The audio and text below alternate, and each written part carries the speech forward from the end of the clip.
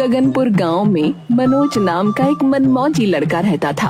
उसे हर चीज को मजाक में लेने की आदत थी और उसकी इस आदत से गांव वालों सहित उसके माता पिता भी परेशान थे। अरे प्रदीप भाई, अरे ओ प्रदीप भाई। अरे क्या हुआ, क्यों चिल्ला रहे हो? अरे भैया क्या बताऊं, आपका बेटा बहुत शैतान है भैया। हाँ, मजाक के नाम पे जो है हमारा दिल दुखाता है। अरे क्या किया मनोज ने? अरे भैया, अभी कुछ समय पहले मेरी पत्नी का देहांत हो गया था, तो आज जब ये मुझे मिला तो मुझे विधवा विधवा कहकर चिढ़ा रहा था। हाँ, अरे विधवा, पर आदमी को तो विदुर कहते हैं। अरे अरे प्रदीप भाई, आपको भाषा की पड़ी है? आप भाषा देख रहे हो? अरे आप ये देखिए कि वो मेरा मजाक बना रहा था भैया।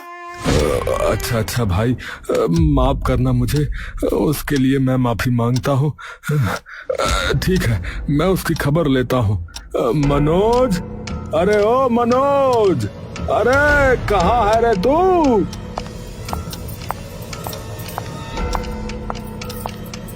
क्या हुआ जी? अरे तुम्हारा बेटा कहाँ है गंगा? जरूर कुछ गलत किया होगा, इसलिए मेरा बेटा हो गया। हाँ, गलत ही किया है। अरे इस बेचारे को विधवा विधवा कहकर जो है चिढ़ाता घूम रहा था, बताओ। आदमी को विधवा?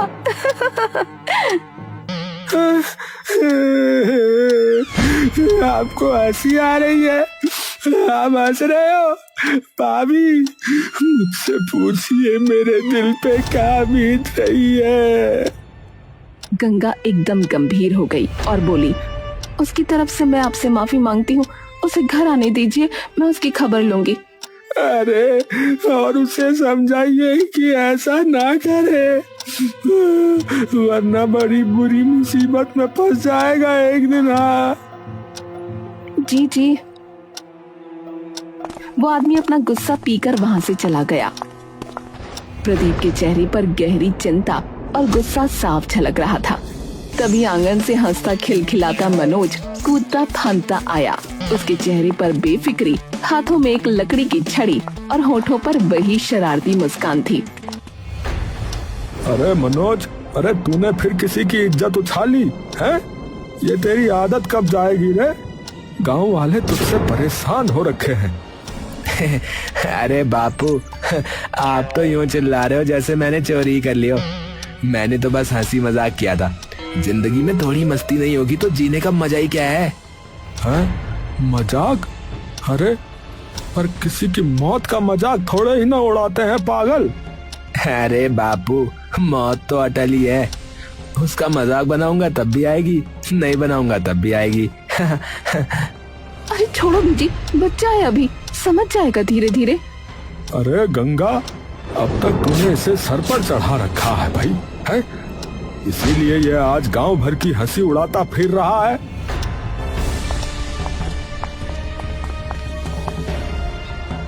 कुछ दिन बीते।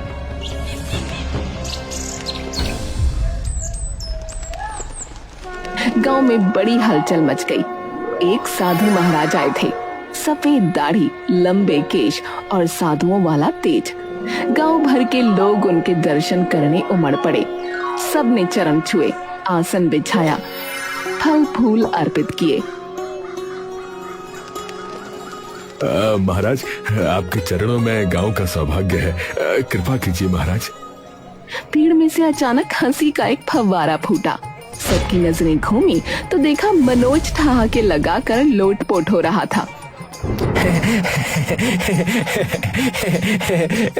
अरे अरे ये कैसी दाढ़ी है महाराज? अरे झाड़ू से भी बड़ी है ये तो। और ये कपड़े, ओहो, ऐसे तो मेरे पिताजी के पुराने बोरे भी दिखते हैं। वैसे ही पहन रखा है महाराज आपने। ऐसे होते हैं क्या महाराज? है अरे चुप हो जा बदतमीज, मनोज कहीं का। अरे साधु महाराज है, ऐसे नहीं बोला करते, चुप हो जा। अरे साधु महाराज, अरे इनकी बोली तो ऐसी है जैसे गधा रेख रहा हो। सुनो जरा, सुनो। गांव वाले पहले तो चौंके, फिर कुछ लोग मनोज की हरकत पर हंस भी पड़े, लेकिन साधु महाराज का चेहरा तमतमा उठा। उनकी आंखें लाल अंगार की तरह चमकने लगीं। दुष्ट बालक, तुम केवल मेरा नहीं अपितु ईश्वर का अपमान कर रहे हो, और ये लोग हंस भी रहे हैं। सुन लो, अब इस गांव में सुख समृद्धि नहीं रहेगी। यहाँ की धरती बंजर हो जाएगी, कुएं सूख जाएंगे, आसमान से बूंद तक नहीं गिरेगी। ये कहकर साधु महाराज वहां से चले गए। पूरा गांव सन्नाटे में डूब गया। सबके चेहरे पर दहशत थी, लेकिन मनोज, उसके चेहरे पर वही बेफिक्री की मुस्कान थी। अरे अरे ये तो लोगों को डराने का नया नाटक है, हाँ? अरे मैंने बहुत देखा है, टीवी पे, यूट्यूब पे ये सब दिखाते रहते हैं। देखना, कल बारिश होगी और खेत लहला उठेंगे। हाँ, साधु जी तो बस डरपोकों को मूर्ख बना रहे हैं। हाँ, मुझे सब पता है। लेकिन अगले ही दिन से हालात बदलने लगे। बादल छट गए, सूरज आग उगलने लगा, कुएं का पानी नीचे जाने लगा, खेतों की फसल मुरझाने लगी।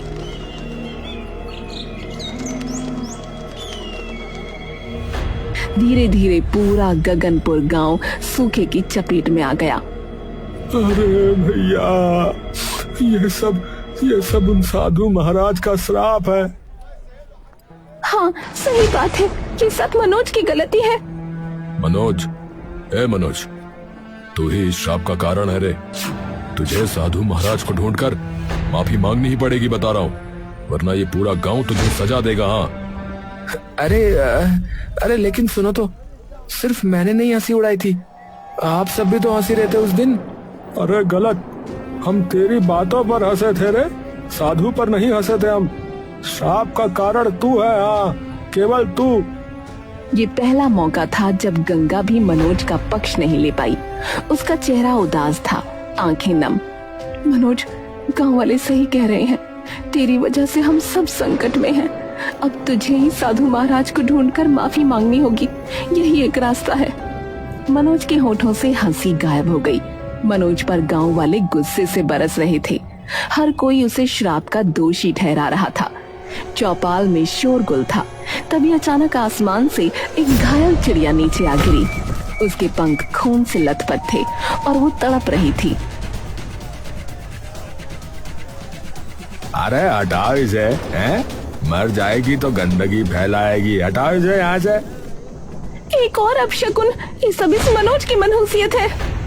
सभी ने अपनी आंखें फेर लीं, लेकिन मनोज का दिल पिघल गया।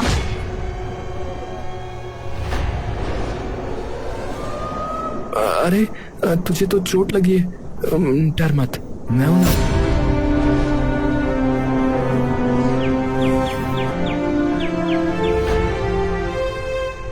फिर पुराने कपड़े की पट्टी फाड़कर उसके पंख पर बांध दी। गंगा और प्रदीप दरवाजे पर खड़े होकर हैरानी से देखते रहे। देखा जी, ये वही मनोज है जिस पर आप हमेशा गुस्सा करते हैं। इसके अंदर दिल तो कितना कोमल है। अगर ये दिल सबके लिए दिखा दे तो गांव भी बदल जाएगा। मनोज ने चिड़िया को अपने पास रख लिया।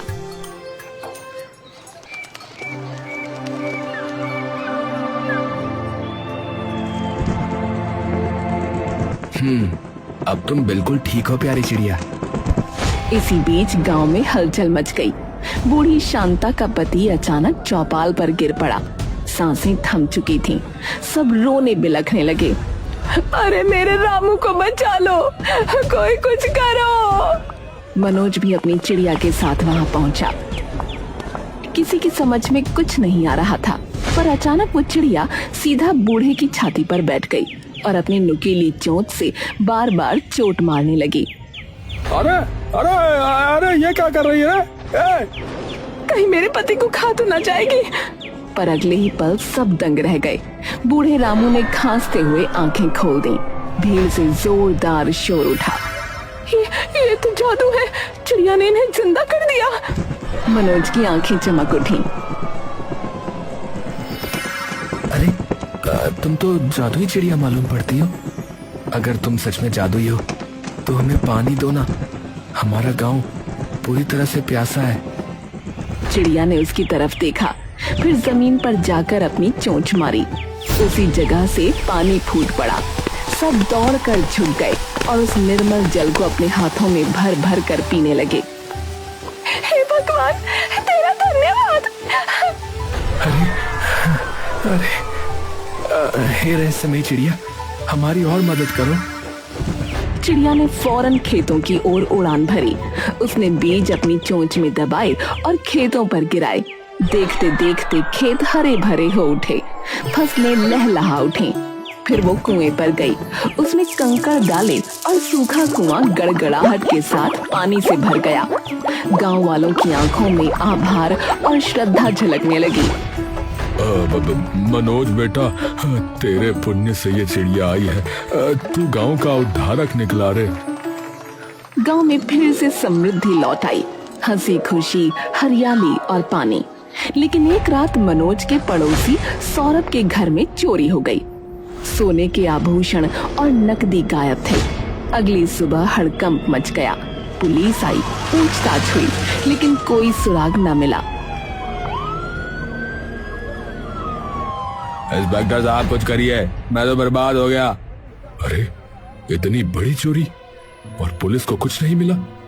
गांव की इज्जत मिट्टी में मिल गई। अरे हमारी तरफ से पूरी कोशिश होगी, लेकिन चोर जो है ना बहुत चालाक है। अगर आप सब माने तो मैं चिड़िया से मदद मांगता हूँ, वो जरूर चोर का पता बताएगी। हाँ तो करो ना, फिर करो। बैठे काहे हो इतनी देर से? मनोज ने हाथ उठाए और आसमान की ओर पुकारा। कुछ ही देर में नीली छांव में वही चिड़िया आकर गांव के बीचों बीच उतरी। सबकी सांसें थम गईं। हे मेरी मित्र, इस गांव में चोरी हुई है, हमें चोर का नाम बता दो, सच का पर्दाफाश करो। चिड़िया अचानक गोल गोल घूमने लगी। उसके पंखों से धूल का तूफान उठा। बूढ़े और औरतें हक्का बक्का खड़ी रहीं। फिर अचानक चिड़िया सीधी उड़ान भरते हुए मुखिया के घर पहुंची। अरे अरे ये चिड़िया यहीं क्यों आई है भाई? चिड़िया अचानक फड़फड़ाकर एक नौकर के सिर पर जाकर बैठ गई और फिर उसकी खोपड़ी पर लगातार चोंच मारने लगी। नौकर तड़पकर जमीन पर गिर पड़ा। बस बस, अरे मत मारो। अरे मैं मानता हूँ चोरी मैंने की थी। मैंने ही सोना और पैसा ले लिया था। मैं ही चुरा के ले गया था सब कुछ। अरे कुत्ते, तूने मेरी भी नाक कटवा दी रे। अरे पुलिस इंस्पेक्टर, इसे ले जाइए। पुलिस ने नौकर को पकड़ लिया।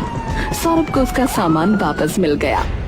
अरे मनोज, अरे तेरा मजाक हमें कभी समझ में नहीं आया, पर तेरी दोस्ती इस चिड़िया से, इसने तो हमारी जिंदगी ही बदल दी रे।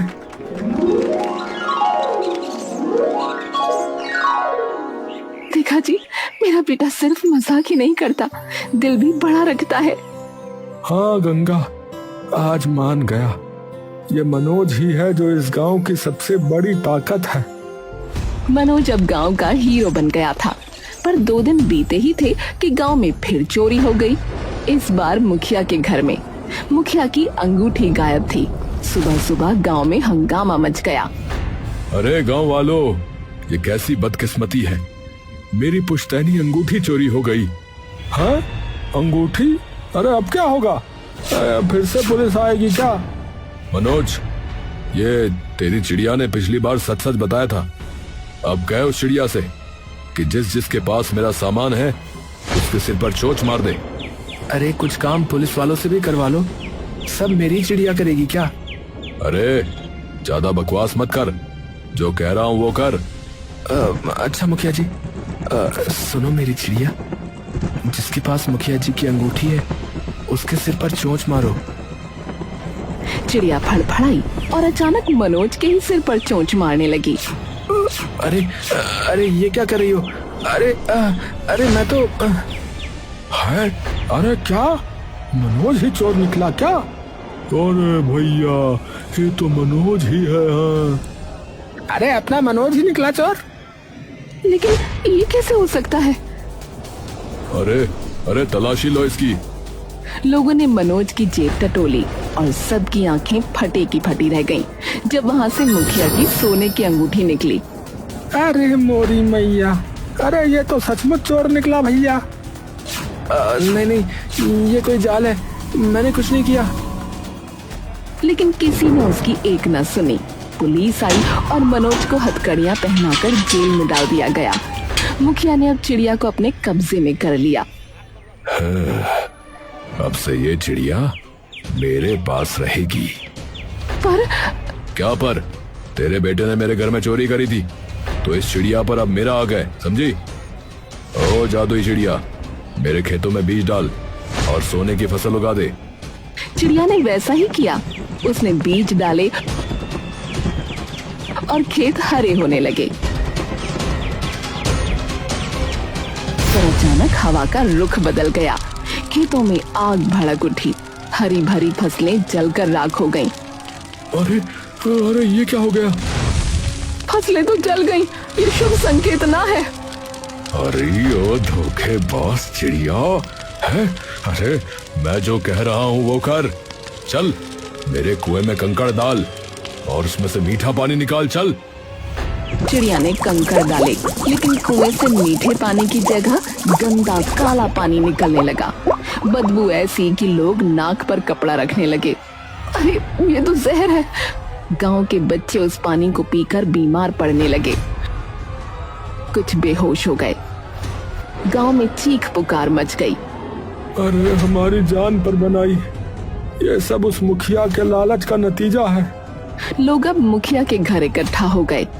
मुखिया जी, आपने तो गांव को संकट में डाल दिया, अब कुछ करिए। अरे ओ अब शकुनी चिड़िया, तू सही काम क्यों नहीं कर रही? तू मेरी गुलाम है, अब मेरा आदेश मान, वरना मैं तुझे टुकड़े टुकड़े कर दूंगा। हाँ। वो लकड़ी का डंडा लेकर चिड़िया पर झपट पड़ा। चिड़िया घबराकर ऊपर उड़ गई और छत की बल्ली पर जा बैठी। अरे भगवान, लगता है अब सब काम खराब हो गया। अब तो सब बर्बाद होके ही रहेगा। गांव में हाहाकार मचा हुआ था। उसी अफरा तफरी में अचानक गांव के बाहर से शंखनाद की गूंज सुनाई दी। सभी ने मुड़कर देखा तो वही साधु महाराज लौट आए थे। बचाइए महाराज, हमने बड़ी भूल कर दी। श्राप हटने के बाद भी हम चैन से न जी पाए, सब कुछ बिगड़ गया है। तभी आसमान से वही चिड़िया फड़फड़ाती हुई नीचे उतरी और साधु महाराज के कंधे पर आकर बैठ गई। साधु ने उसे प्यार से सहलाया और बोले, मूर्खों, ये चिड़िया कोई साधारण पक्षी नहीं थी, अपितु इसे मैंने ही भेजा था। इसका उद्देश्य तुम्हें वरदान देना नहीं, अपितु तुम्हारी परीक्षा लेना था। गांव वाले हैरानी से एक दूसरे का मुंह ताकने लगे। मात्र मनोज ने ही इस घायल चिड़िया की सहायता की थी और इसी वजह से श्राप पलट गया था और गांव में सुख समृद्धि लौटी थी। परंतु तुम्हारे लालची मुखिया ने सब नष्ट कर दिया। क्या क्या क्या मतलब? सत्य सबके सम्मुख आना चाहिए। हे पक्षी, बोलो, बताओ अपनी सच्चाई। चिड़िया ने अचानक मधुर लेकिन गूंजती आवाज में बोलना शुरू किया। मनोज निर्दोष है, असली गुनहगार तो मुखिया है। उसी ने अपनी अंगूठी मनोज की जेब में डाली थी, पर मनोज ने मुझसे कहा जिसके पास अंगूठी हो उसी पर चोंच मारो, इसलिए मैंने मनोज को मारा, पर असली अपराधी वो नहीं है। पूरा गांव सन्न रह गया। लोग मुखिया की तरफ घूरने लगे। अरे धोखेबाज, तूने हम सबको मूर्ख बनाया। अरे मुखिया, तू ऐसा निकला? नहीं, ये सब झूठ है भैया। तुम्हारा खेल अब यहीं समाप्त हुआ लालची व्यक्ति। गांव वालों ने उसी समय मुखिया से पद छीन लिया और मनोज को जेल से बाहर निकालकर उसके हाथों की बेड़ियां तोड़ दी। मनोज ने दौड़कर साधु महाराज के पैर पकड़ लिए। महाराज मुझे माफ कर दीजिए, मैंने उस दिन आपकी हंसी उड़ाई थी, शायद उसी का फल मुझे भुगतना पड़ा। साधु ने मुस्कुराते हुए उसे उठाया। मनोज, मैंने तो तुम्हें उसी क्षण क्षमा कर दिया था जब तुमने उस घायल चिड़िया को सहारा दिया था। तुम हृदय से नेक व्यक्ति हो, बस स्वभाव से थोड़े मन चले हो। फिर मनोज ने चिड़िया की ओर देखा और पूछा, अब ये चिड़िया मेरे पास रहेगी या आपके पास चली जाएगी? ये कोई असली चिड़िया नहीं है मनोज, ये तो मात्र मेरी बनाई माया थी, तुम्हारी परीक्षा लेने के लिए। इसका कार्य अब संपन्न हो गया है।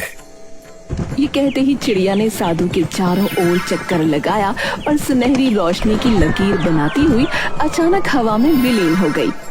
पूरा गांव हैरान होकर ये दृश्य देखता रह गया। अरे महाराज, अब तो हमारे गांव में फिर से शांति आ जाएगी। हाँ, परंतु स्मरण रहे, समृद्धि चिड़ियों या चमत्कारों से नहीं, बल्कि सच्चाई, मेहनत और एक दूसरे पर भरोसे से आती है। साधु ने आशीर्वाद देकर गांव को विदा कहा और जंगल की ओर बढ़ गए। गांव वाले खुशी खुशी मनोज को कंधे पर उठाकर घर ले आए। अब गांव में फिर से हंसी, शांति और समृद्धि लौट आई थी।